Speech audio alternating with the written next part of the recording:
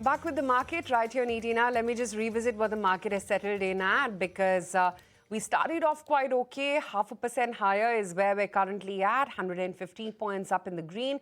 It's really about some of the technology and metal names today, even though the index has eased off just a tad bit. The health of the broader market is quite buoyant. K-Fintech higher by 3%, Coforge up higher 3%, Nalco, Hindustan Zinc and Vedanta are also holding up quite smartly. But let me now welcome on board Gopal Balchandran, the CFO at ICICI Lombard, joining in on the show right now to talk about how their performance has been. Gopal, great to have you, Neeti. Now, your combined ratio has improved yearly and sequentially. What were the key drivers behind this improvement in the ratio, and how much of this improvement is structural versus cyclical, and can you sustain this going forward? From an ICICI Lombard standpoint, I think the philosophy with which we have been writing our businesses has always been to drive growth profitably, as in to make sure that we are able to kind of write businesses from a top line standpoint, which we think is viable. And at the same time, make sure that we are able to give an outcome, whether it is in the form of combined ratios or more importantly, the return on equity that we exhibit to shareholders is something that we want to see on a sustained basis, exactly to your point. And that is what something that we've been able to do through over the last several years. To your point on, I'll specifically answer the current combined ratios point that you spoke, but just to kind of speak it in the context of how we have been able to deliver it sustainably. This is something that we have also called out in our analyst transcript last evening, as in to say that if you look at the last 10 years, what we have been able to deliver is a combined ratio of roughly at about 100, on an average of about 102.9%. Now, this, if you look at vis-a-vis the industry combined for the last years has averaged about 115%. So one of the points that we have always spoken about is to try and see if we can continue to maintain the delta vis-a-vis the industry combined by more than 10 basis points. It's something that we have always been able to kind of do as an institution from an ICICI Lombard standpoint. So that's one.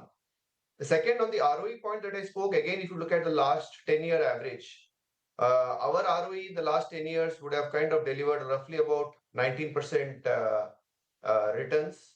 Industry average for the last 10 years on ROE has been about 4%.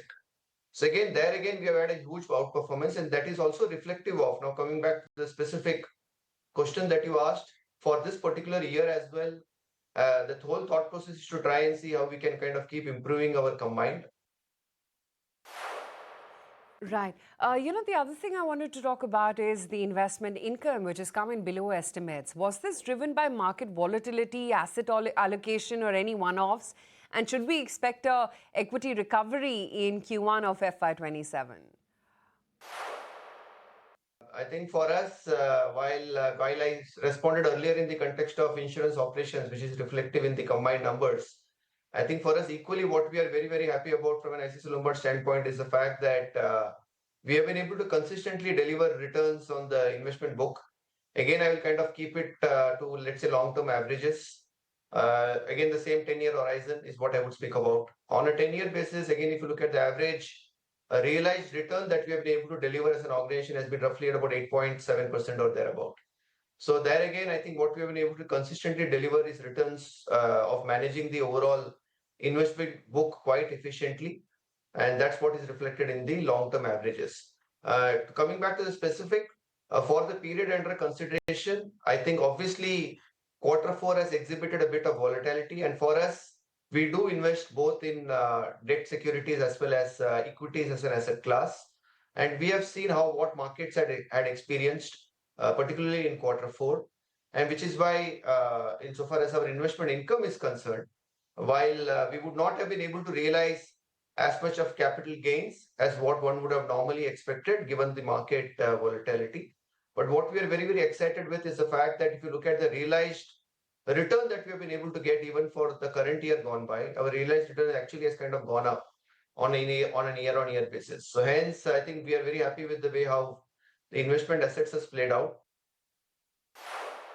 Right. And what about the retail health? Because that has been very strong. What are the key drivers behind this momentum? Additionally, how is pricing evolving in this segment? And how is it that you see any, or rather, whether do you see any risks from rising competition or a higher base impacting growth and market share? I think amongst the segments, what ICICI Lombard has spoken about as areas of preferred business lines that we would want to kind of stay invested in, retail is definitely kind of features among those lists. Just to kind of again refresh and put this in context, we have been speaking to all of you on the importance of our investments that we want to do on coming out with good product ideas. At the same time, make sure that we are able to kind of distribute it quite efficiently. And that's what we have been kind of largely investing in, both on new product launches that we have done pretty much in the last 12 to 18 months, and obviously continued expansion and distribution. What this has led to is exactly the point that you said, as in we have been able to outperform the industry by almost about 2x. And had very, very happy with the way how things have played out. Even our market share is reflective of that. It used to be about 3.3% 1 year back. Currently, we are at about 4.1%.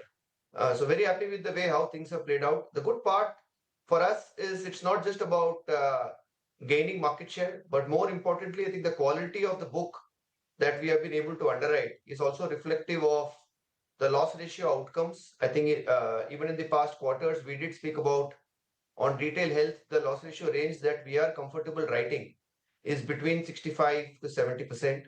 And if you look at the full year numbers for FY26, on the retail health indemnity book, our loss ratios finally ended roughly at about 64%. So hence, very happy with the way in terms of how it's been a growth that was aided by great positive top line contribution, and at the same time, more importantly, also contributing to the bottom line as well. And hi, Mr. Balachandran. This is Harsh also joining in. How do you see pricing trends across motor, health, commercial lines, especially on motor and health? Because you've seen competition and therefore you've been calibrating your growth. Give us a sense of how pricing intensity is playing out. If you look at the industry combined ratios for motor, it's roughly at about 128%. This number 1 year back used to be about 124%. So in that sense, obviously, the market participants went a lot more aggressive in driving price aggression. And that obviously resulted for the industry combined ratios to get significantly deteriorated at 128%. However, for ICICI Lombard, I think we have always tried to kind of, as I said, grow businesses profitably. In fact, our combined ratios on motor have actually kind of come down. So hence, very, very happy with the way how we have been able to drive the change. And this is also reflective of how things have come back for ICICI Lombard. If you look at, for example, the first half of the year in motor, we actually lost market share. Exactly to the point of where the market were too much of competitive intensity. But second half, I think we have been able to kind of see a significant rebound, obviously also aided by a lot of governmental/regulatory reforms. But ICICI Lombard has been able to kind of gain incremental market growth. That's how we will continue to play in the way how we want to drive the business line way forward. Coming to your point on commercial lines, that's been a segment for ICICI Lombard which has been at its strength. At an aggregate level, we would have had a market share of almost anywhere between 13 to 14%. This cuts across fire engineering, marine cargo, liability, etc., etc. But having said that, in the last 12 months in specific, fire has been very, very competitive on price. So hence, obviously, we have been a bit guarded. Right. And lastly, what are the key growth drivers you think for FY27 across segments, and which segment, more importantly, will be the biggest profitable segment for you? Honestly, in the current challenging times, it will be too difficult for us to really kind of say that what kind of market growth can one expect, and therefore, what should ICICI Lombard be doing? But having said that, I think what we have always spoken to all of you is that from an ICICI Lombard standpoint, what we want to kind of largely get measured at is try and keep improving market share gains. And that is exactly what we have tried to deliver, even if you look at the second half and more importantly, the Q4 gone by. And that is something that we will look forward to even when we head into FY27. As in to say that vis-a-vis the industry, we would want to continue to see at an aggregate level, this cuts across all lines of businesses. We would want to see ICICI Lombard gaining market share anywhere between 100 to 200 basis points over the industry growth numbers. So that's what we would kind of work with. And at the same time, and more importantly, try and keep delivering a sustained return on equity to our shareholders, which could range anywhere between, I would say, 18 to 20%. Those are the two key matrices that we would work with. Try and create an alpha over industry growth numbers and sustainably deliver return on equity to shareholders. Thank you so much. We leave it at that. That gives us a very good perspective with regard to Lombard's numbers and what to expect going forward.